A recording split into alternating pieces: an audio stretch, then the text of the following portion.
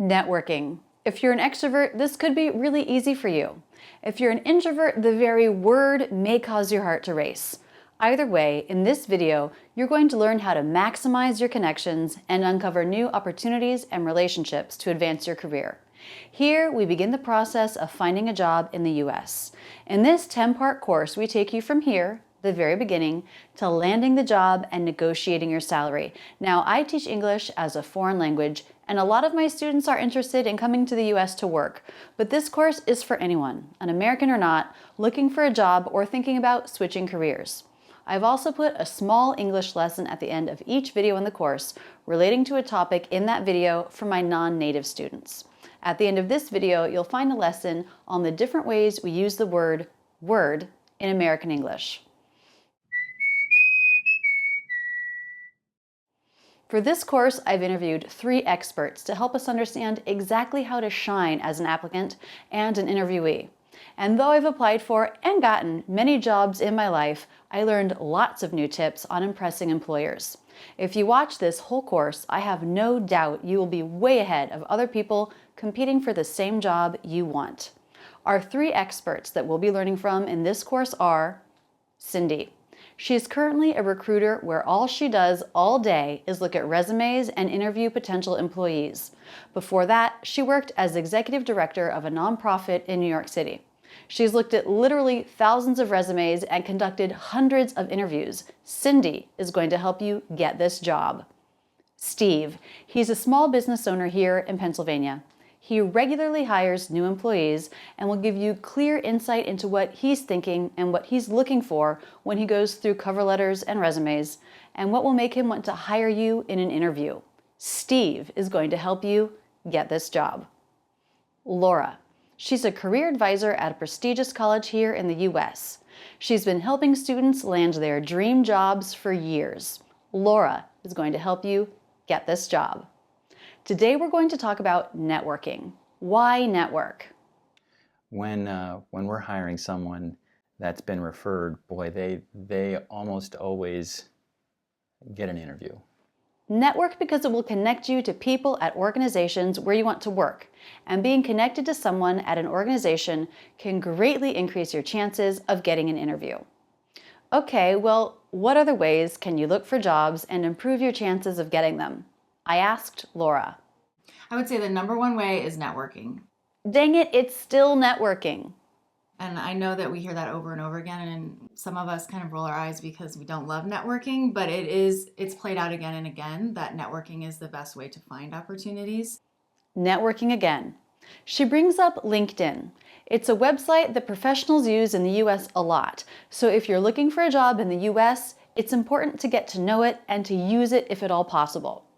So how should you use LinkedIn?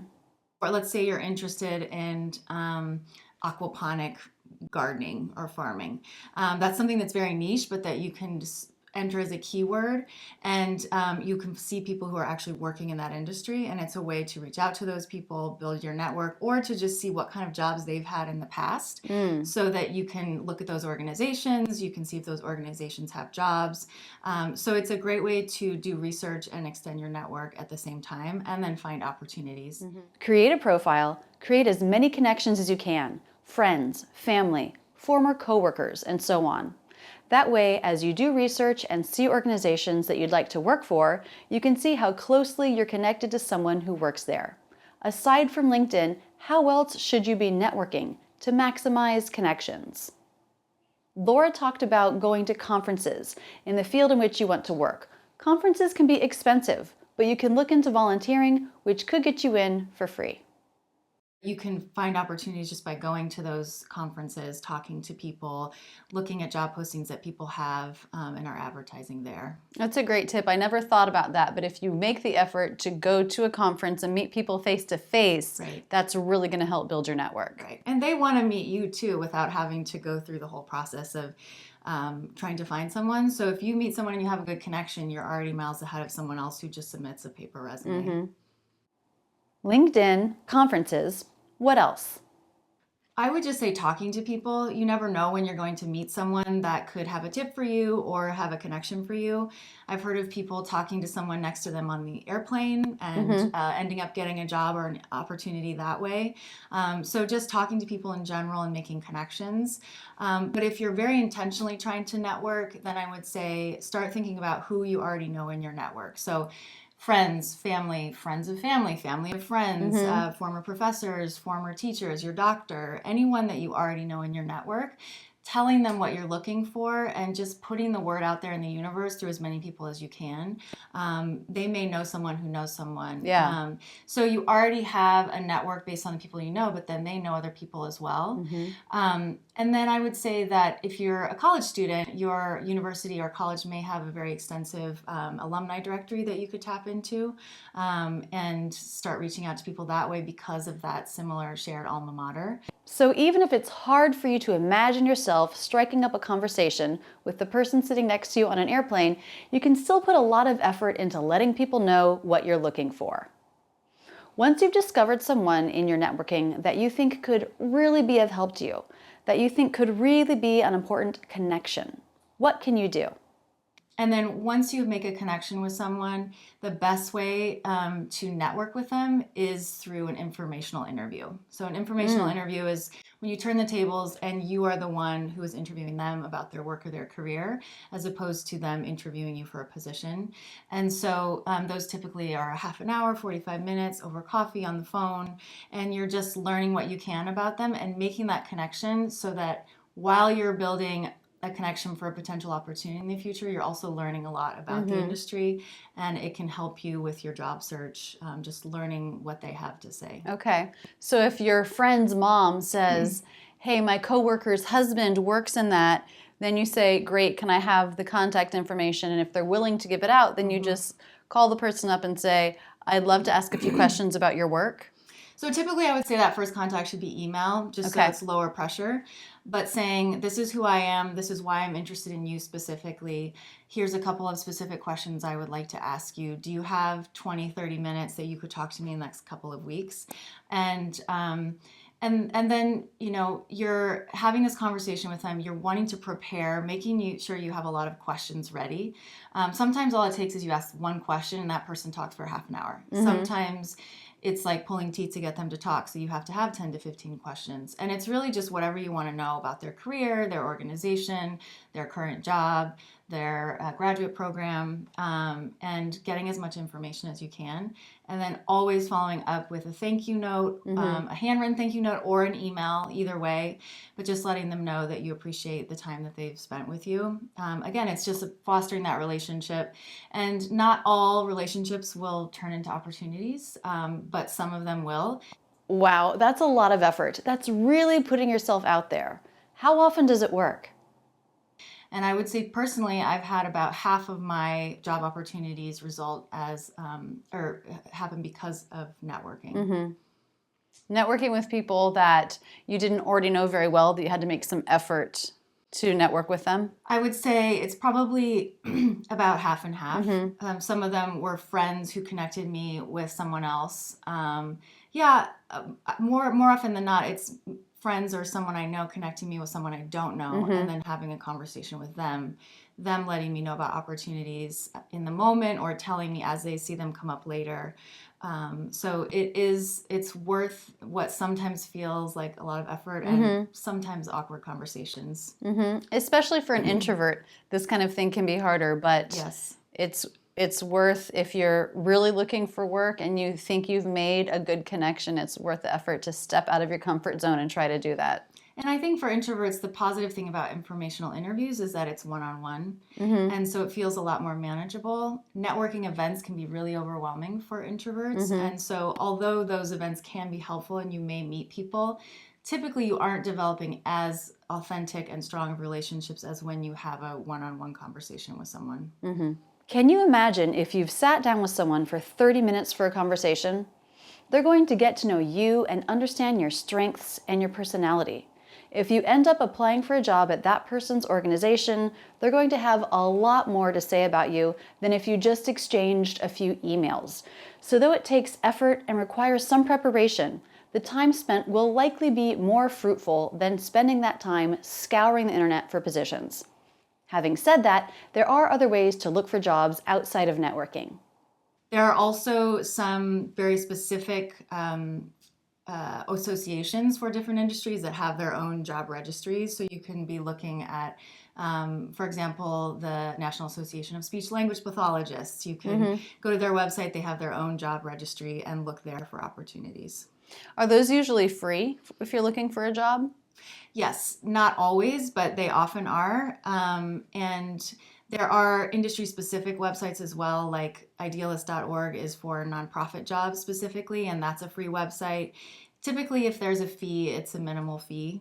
But don't get sucked into spending all your time looking for the right job. Spend most of your time making the right connections with people. The other thing I wanted to add here at the end is that 70% of a job search should be networking. So this really, I just want to highlight this in the last part, that how important networking is. 70% should be spent on researching people, researching organizations, writing that initial email to somebody, following up with them, talking with them, having that informational interview, following up on any tips or advice they give you, following up with them, sending them a thank you note, staying in touch in the future if that makes sense, if you had a good connection. So that's 70% of the job search. 30% of the job search is looking for positions, looking on job platforms, writing your cover letter, tailoring or targeting your resume. So it's really flipped from the way that I think the general population thinks about the job search. So spending more time focused on building that network and connecting with people, and less time actually scouring the job platforms and creating your application materials. Interesting. I would have definitely probably defaulted myself to doing all this research sort of in a hole by myself at the computer rather than seeing who's around that might be able to help me out. To recap, your chances of getting a job will greatly improve if you have a connection to a company or an organization. And there are ways you can create those connections. Build your network online, like on LinkedIn, and in real life by going to conferences, striking up conversations, reaching out to friends, family, current and former coworkers, teachers, classmates, and so on. Let people know your goals. Look for possible links, and when you find a good one, make a connection, and maybe do an informational interview on the phone or in person. When you make an amazing connection and find your dream job, you're going to need to put together a cover letter, a resume, and beef up your interview skills. The rest of this course will take you through that whole process. We'll hear a lot more from Steve, get a wealth of advice from Cindy, and continue to learn from Laura. The next video will be your resume, then your cover letter. There might be hundreds of people sending in cover letters and resumes for the job that you're applying for. You'll learn how to get into the yes pile. Then we'll dive into the interview process. There are important, concrete ways you can prepare to make a huge positive impression in the interview, and I'll make sure you know them. For my non-native students, we're going to get to your English lesson in just a minute. If you haven't already, be sure to click the subscribe button and the bell for notifications. I make new videos on the English language and American culture every Tuesday and have over 600 videos on my channel to date, focusing on listening comprehension and accent reduction. While you're waiting for next week's video, a great step would be to check out this Get Started playlist. Now here's your English lesson. I want to go over the different ways we use the word word. You're used to thinking of this as how we describe at, there, hippopotamus, this unit of speech. Laura used the phrase to put the word out there, the word. What word? This reference isn't to a single word like hippopotamus, but here the word means news or information. You want to put or get the word out there. You want to announce to people what kind of a job you're trying to get. Anyone that you already know in your network, telling them what you're looking for and just putting the word out there in the universe to as many people as you can. Put the word out there in the universe so that even people in other galaxies will be looking for jobs for you. No, I'm just kidding. Out into the universe, out into the world. These are things we can add on, but they don't change the meaning. All the phrases mean to tell people something, to try to make sure everyone knows to spread the word. You want to make sure everyone in your community, all your contacts, know what kind of job you're looking for. So if they hear about an opportunity, they can tell you about it. Anyone that you already know in your network, telling them what you're looking for and just putting the word out there in the universe through as many people as you can. You may have heard someone say, "What's the word?" or "Any word?" You can say this if you're waiting to hear from someone. For example, let's say my sister-in-law is coming to visit today. We don't know what time. We're waiting for her to let us know which train she's taking. I might say to David, "What's the word from Audrey?" or "Any word from Audrey?" And finally, a tip on the pronunciation of this word. Don't try to make a vowel sound and then the R consonant. The vowel sound here is actually just like the R consonant. So go right from the W, w, to the R, w, whir, and then the D, word, word. So I invite you to put the word out there, to spread the word that you're learning lots of interesting things with Rachel's English. That's it, and thanks so much for using Rachel's English.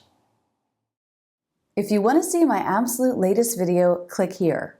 If you're new to the channel, check out this Where to Start playlist. Click here to subscribe. I make new videos on American English every Tuesday. To be sure we can keep in touch, click here to sign up for my newsletter. You'll get free lessons in your inbox every week.